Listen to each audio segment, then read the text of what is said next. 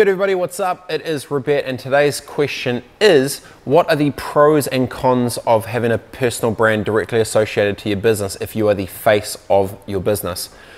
This is a big one, and why it's big, it's awesome because the exact biggest asset of this can also be the biggest liability. Let's take, for example, Jared from Subway.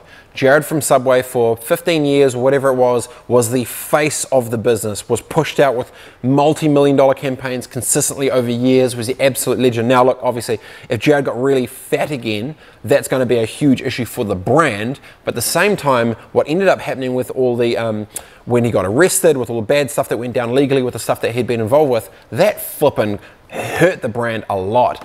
But so it's weird, you get the upside of growth with the business and that helps your personal brand, like awesome, great. But that comes with, simultaneously, the bigger your personal brand gets, or if you are the bigger face of that business, the second one thing goes wrong, it can bring the whole shit collapsing down.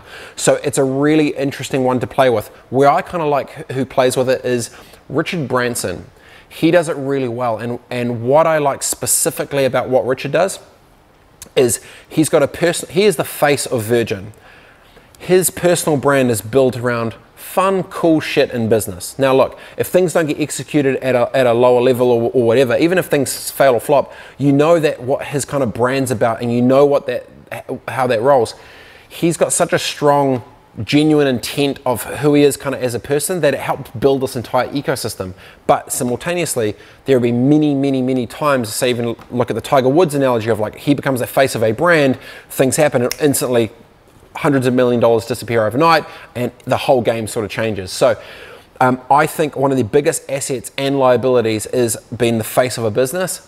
But what I do feel is that if you are a genuine who you are as an individual, you're not trying to screw anyone, do good stuff, and you're putting yourself out there in a kind of a cool way that differentiates yourself from everyone else and kind of just like a more of a positive sort of vibe, I think that can be absolutely awesome. And I think more small businesses, in my opinion, need to really jump on the fact that people buy into people. Like, I don't trust logos, I trust people, right? I trust people, especially if it's with main business, except for maybe Nike or whiskey brands. But even people behind whiskey brands, I trust the people. Or, and I just think a lot of the time you can't get too sidetracked from it. Try to figure out if you decide to want to be the face of it, just realize that for all the upside that you can get, if the brand grows and your personal brand grows and you become famous and whatever, the second you stuff up, it is 10 times worse, 100%. Like game over.